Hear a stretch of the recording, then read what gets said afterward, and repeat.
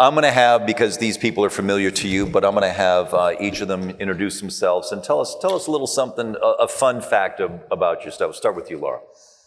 I am Laura Fernandez. I head up the travel tourism vertical for SiriusXM, which includes our other brands, audio platforms of Pandora, SoundCloud, and then Stitcher, which is our podcast app and content creator. Fun fact, my true passion, yes, I love audio, I love music, but I am a big horse gal. I have 2 horses, and I do the competitive show jumping. Wow. Yeah, fun fact. You could have chatted with Carson Kressley yesterday. Oh, he's a rider? He's a horse guy. Yeah. Oh my gosh, I left too early. See, look at that. We missed out on that synergy. He's a rider? He is. Yeah. American Standard horse. Yeah, look at that. Oh. The ghost of Carson remains. I here do on warm stage. bloods. Yeah, so my one horse, his name is Garcon. He's a fancy boy. And then my other horse, yeah, I know. My other horse is content. It's where all my money goes. So this is where I'm like advertising. I'm like, send my way so I can pay for these guys. Awesome. Horsey, I love it. Yeah, no kids, but horses. Matt. Yeah. Matt, Skallerud, Pink Media, I Love Gay, and the I Love Gay Today show. And fun fact, well, even recently, I love road trips. And so when I went to Atlanta for IGLTA, I drove. Me and my husband drove down there. And then what we did is we took the long way, stayed in Nashville overnight, and then went to the Great Smoky Mountains National Park. And we just love dorky things like that. Right on. Yeah. DJ. Hi, I'm DJ Doran, the CEO and president of Equalitas Media. We own the brands Gaycation and Out Voices. And a fun fact about me is I'm a retired Air Force pilot, 23 years. I still fly privately. And the weekend after this conference, I've been restoring a vintage 32-foot motorhome, a Bluebird Wander Lodge named Bruce, that my husband, Joe, and I are going to now take it on its first road trip to a campground wherever he set it up for, I forget. And how old are you? 61. I'm 61. We had one of those mentions today. I thought we were owed one more to be proud. And I love fun socks. I think we lost my mic, but that's all right. I'm speaking about the computer. My name is David Downing again, and thanks everybody for all your time and your spirit and your energy this entire time that we've been up here. Like I said before, it's really not in the number of people here, it's the quality of people here. And I think the takeaways of the last 2 days speak for themselves. The quality of the presentations and just the depth of knowledge and the variety of topics that were covered was pretty spectacular, including even sitting and talking with DT about Kissimmee and those vacation homes. Thank you very much. I appreciate that. And 40,000 vacation homes in Kissimmee, like just all these just bizarre facts all come to the surface. I'd like to thank all the presenters from today as well. It has been that the story of New Orleans, and that stuff that you guys are doing there is spectacular. Congratulations on that. That's really beautifully done, smartly done, and it was authentic, which is what I loved. You use people from there to tell that story. And that fact that 90-something% of people who go to New Orleans, of course, they go down to the French Quarter, they go down Bourbon Street, but all the other ways to position that destination and to have the LGBTQ plus leading that other dimension of NOLA is awesome. So congrats and thanks for being here, guys. I appreciate that. This is our last real group conversation, and then I'm going to chat with Fred Dixon for just a little bit from New York City and Company. And this was entitled Podcasts Are Exploding and Travel Brands Are Listening. And this is a freewheeling discussion because I think we've, again, touched on it through many of these other conversations about the need for podcasts, what makes them good, what makes them bad. We have some true expertise on the stage with podcasts. So let's start with Matt. And Matt, if you would just define in your mind as quickly as you can, what is a podcast and what makes it different from any other type of broadcast? So it's tricky because it's not well defined. At first you think podcast, audio, it's like radio, but you can take it along on your computer. But as we create this I Love Gay Today show and on video, everybody keeps coming to me and saying, "Oh, I love your podcast." And I'm thinking to myself, "What podcast?"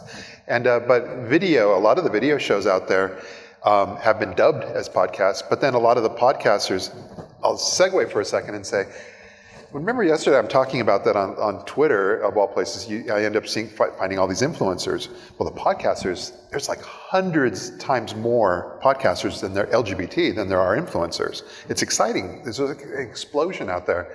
And so they run the gamut. So some of them are purely audio, but there's quite a number of them that are audio. They're on all the audio channels, and they're really focused on video. So it's kind of like you have to keep an open mind. How does vlog fit into this? Yeah, which is, because vlog is a similar term, video blog. Mm-hmm. And so whenever this new media comes along, how people interpret it, how they see it, I would just say it's shorter form content.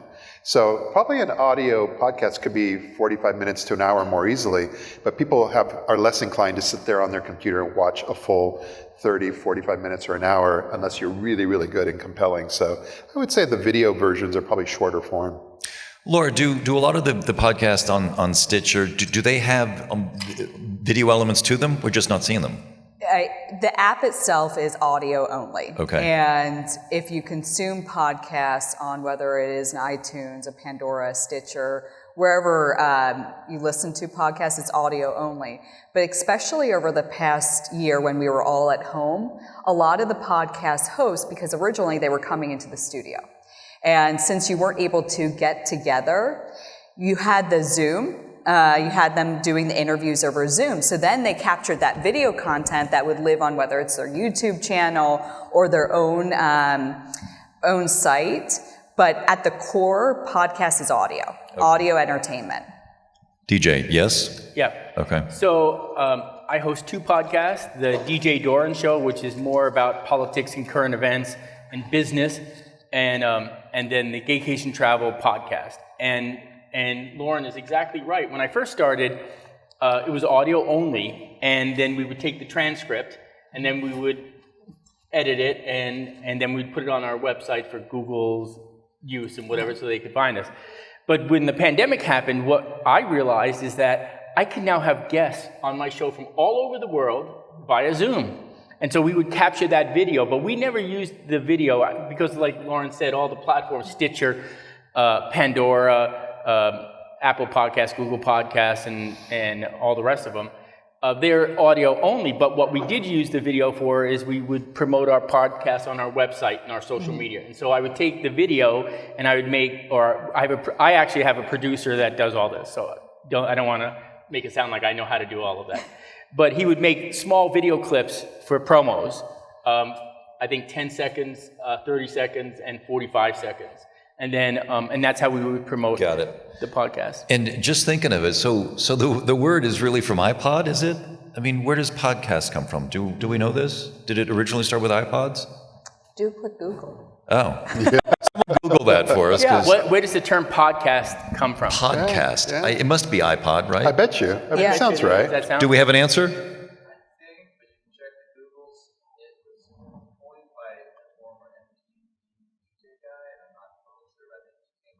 Kurt Loder invented it in 1987. Okay, something like that.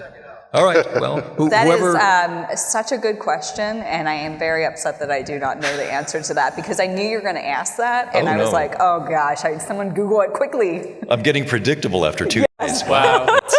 That's crazy. This is how relationships go south. So going back, we're going to talk about best practices, do's, don'ts, right?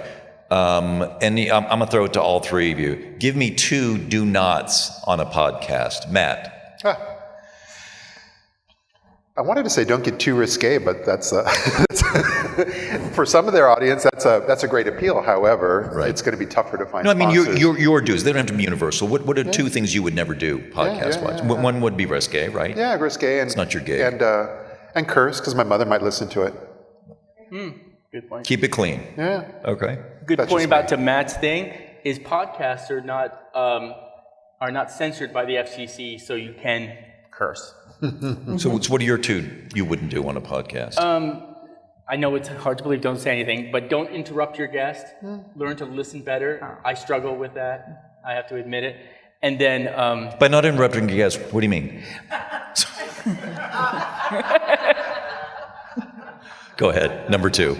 I don't even have my taser. We're punchy. But the other thing is I've been trying to train myself not to say or a lot. which in the beginning when I first started, I did. Simple, but a great tip, because I listen to so many podcasts, people are like, Laura, the no-nos. Okay, I'm going to give my personal take. I completely agree. I cannot handle someone that's interviewing and keeps interrupting the guest or bringing it back to themselves. I think that's really frustrating from a listening perspective. And also, I do appreciate when the podcast host keeps things tight and concise. I feel like there could be sometimes some rambling, and I always envision, I'm like, how could I shorten that whole 15-minute conversation down to 2 sentences? And that's where I do love Atlas Obscura. They just launched a podcast. Not only is it this amazing theater of this sound, but it's also 15 minutes. Wow. 15 minutes, because while I do appreciate a 45-minute to an hour show, because for me, I'm more advertising to sell, sometimes we don't have that. And as much as podcasts don't interrupt our daily lives, I appreciate a 15 to 30-minute conversation. So that brings up an interesting point about podcasts, and I love that we kind of agree that there is no real true definition. They kind of are what they are. But then this idea, did anybody listen to the Serial podcast called Yes. Serial, where everyone, and that was kind of a new iteration. It was the same subject spread over an arc of how many serials were there, 9 or whatever Yep. it was? It was We a lot. actually used to have Serial, exclusive rights to it for Pandora. The true crime is one of the largest genres of podcasts. True crime. We actually have My Favorite Murder, which gets 35 million downloads a month. But it's that story piece. There was another one. It got turned into a movie or a TV show.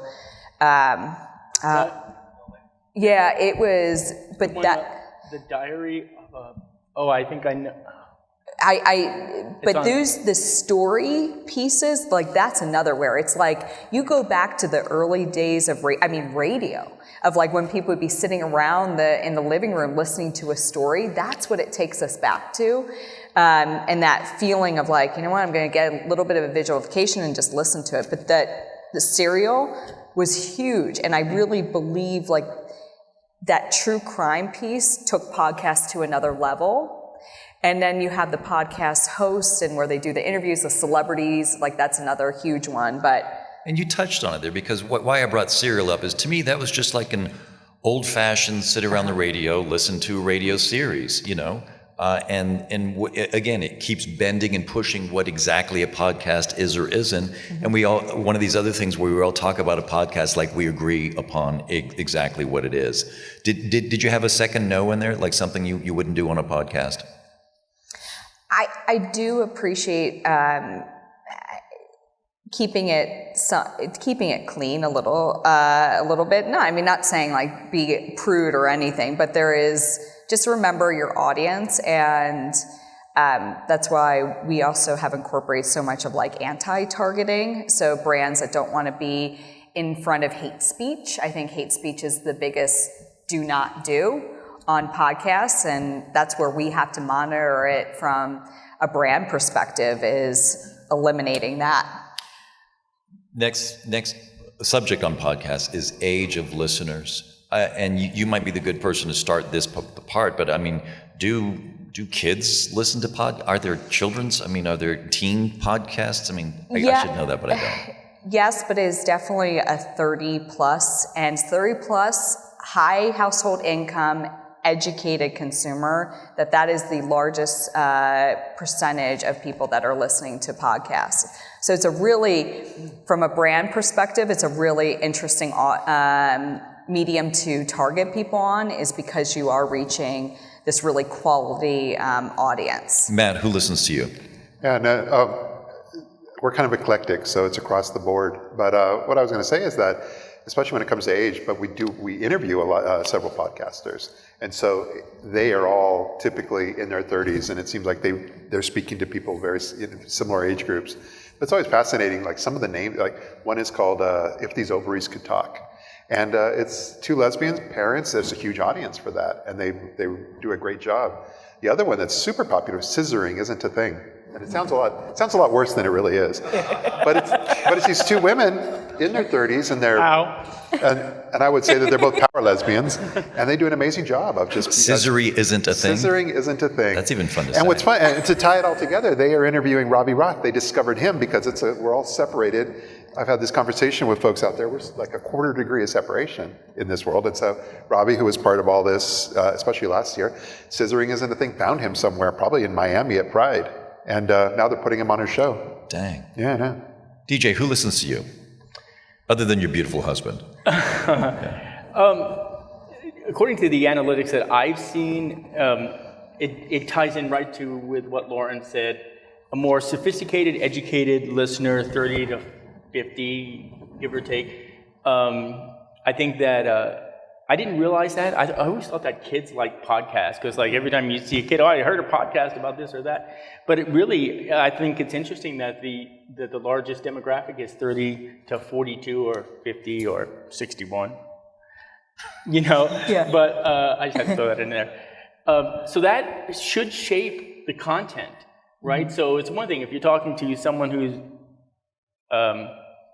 uneducated or not your target demographic, you frame your conversation a little bit differently to put your content out there to reach that demographic. I think that's interesting. So within podcasts, there's a great variety of production and production levels. Some of them are produced like basically scores for a movie, right? Mm-hmm. There's ambient music, there's all sorts of sound effects, there's Foley, because it really puts you in the moment, which makes me believe, again, like old-fashioned radio where they had the wooden blocks and people walking up the stairs and all the sound effects. Do we have any evidence that the higher produced podcasts perform better, or is it always about the story?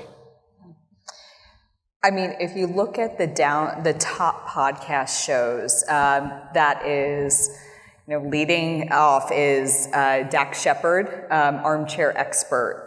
I mean, that's a celebrity interviewer. Joe Rogan. My Favorite Murder, which is a very highly produced show.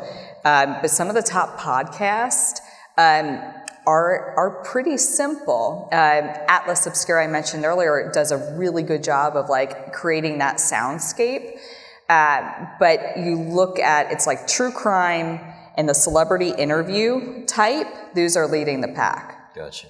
How much post-production do you do? Oh, actually very little. We use a 2-camera, we capture the audio and one of the video on Zoom, and that ends up being our higher quality. We put those videos together, put some green screen backdrop, and it's ready to go. So what takes a while is just the rendering of the video. DJ, what's your answer? Oh, I don't do anything.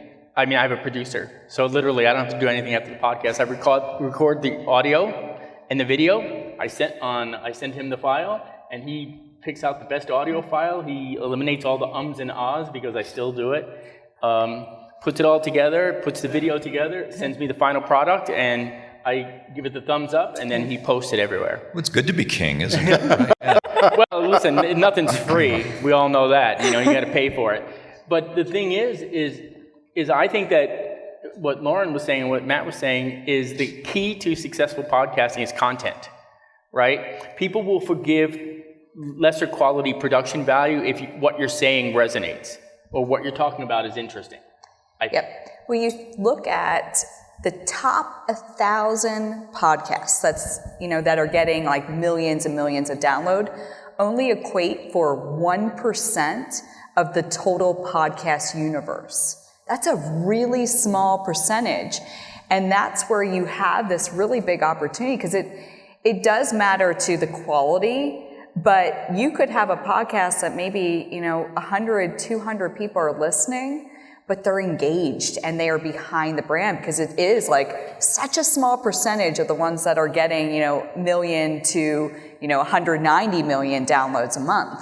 Like Seth Rogen, for example. I mean, yes.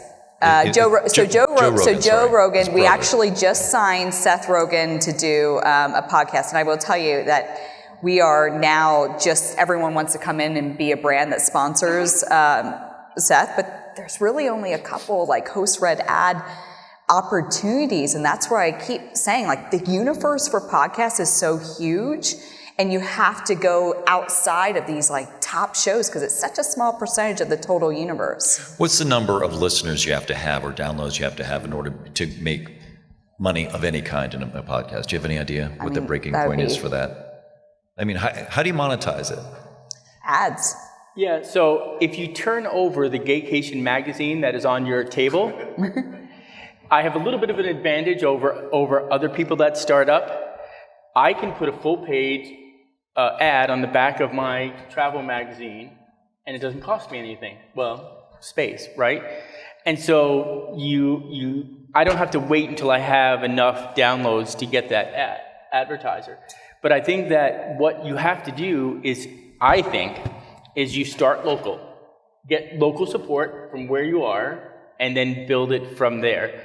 And then once you have the audience, because Lauren, I mean, I'm sure Pandora doesn't really care about the quality of Matt's podcast or my podcast if we don't have the listeners. We do. So it's because then we are also, we don't, it is a process to get your RSS feed onto any of our platforms. So there is some qualifications that we do look for. But we also have abilities, you have your own dashboard to see where your listeners are coming from. It's a very similar setup to like Pandora, is we all set out to make sure artists that didn't even have a record label were discovered, because we give them insights into where their listeners are coming from down to the zip code. The same goes for podcasts. And so you get those insights if you were on a Stitcher or Pandora of where your listeners are coming from. And so then you can actually, like, whether it's a social campaign, we were talking about Twitter, of like pushing that out there. This just in, Origin Podcast, 21st Century, a combination of iPod and broadcast. Oh, you were right with the iPod. Wow. Look at you. I'm right at the very end of day 2. I finally got something right. I'd like to invite you to moderate the next Drive conference. Matt, how do you monetize your podcast? Can you tell us? I don't. So that's probably what makes it more fun, is that the monetization just simply comes from the more passive, once it's out there, keeping myself out there and our brand, and then business generates from that. So sometimes it's very direct correlation, but in general it's more exposure, branding. Let's go in the future, 5 years from now. You're still 66. Podcasting. You'll be 66. Thanks for the math. Right. I'm going to miss this. I'm going to call you every day and say, how old are you now? Are we going to have the same? Because what you just said is kind of troubling to me. There's 1,000, and that's 1%. So there's 100,000 podcasts out there. Around 798,000. Oh. So the world really doesn't need another podcast right now, does it? And yet it does. Or yet does. Yeah, because there's 1 billion people on Facebook. So when you start breaking it down, that's the thing, is the niche is the opportunity. Yep. Yeah. So when you pull away, if you're looking at mass market, that everything's going away from mass market. So it's all about, can I target somebody much more specialization? Yeah. Mm-hmm. So the podcasts that are, we're talking about true crime. There's a pretty popular one. I couldn't tell you the numbers, but it's Queer Writers of Crime. They do well. And it's a podcast dedicated to the like the LGBT side of that. And by doing well, you mean they have followers, or I mean, are these two completely separate arguments? You have followers and you get a something satisfying, or you monetize it? Sometimes a lot of these folks, even like myself, you can find other ways to monetize things without it being a direct ad on that medium, because that's where influencers have come along over the years. They're doing their thing, and there was no monetization there until all of a sudden they started to realize, wow, all of a sudden people are paying attention to me. Gotcha. All about the audience size. That's what advertisers look for. I mean, if you boil it away, everything else is interesting. But for me, on the business side, it is all about the size of your audience.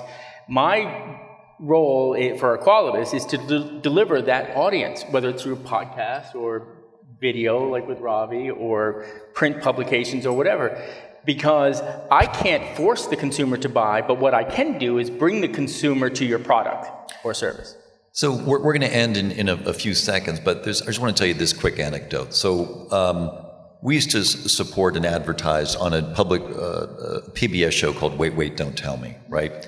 And it's a quiz show. I don't know, does everyone know Wait, Don't Tell Me, right? And because we were a sponsor once when we were in Chicago, we got to go to the Chase Bank Theater and see the actual taping of Wait, Wait, Don't Tell Me. And I have to tell you, watching that broadcast get made was so much more entertaining than listening. I love how entertaining listening to it is. But every time I hear it now, I feel like I'm only getting half the story. To see Mo Rocca all curled up in his chair and see them trying not to laugh at each other when they're trying to talk. There's a whole second universe to it that doesn't exist on the podcast version of it. Yeah. You don't know what's going on. Plus, there's an edit and everything at the back end. Are we going to see the eventual lessening of the audio version and more of this vlog or the video version of it, even despite what you had a great point yesterday? Most of the time when people listen to Pandora, these podcasts, they're doing something else that requires their eyes, right? They're cleaning, they're driving. I don't think it's one or the other. It's going to just keep growing. I mean, yes, we've had some live podcast shows and we can draw a crowd of 4,000 plus people.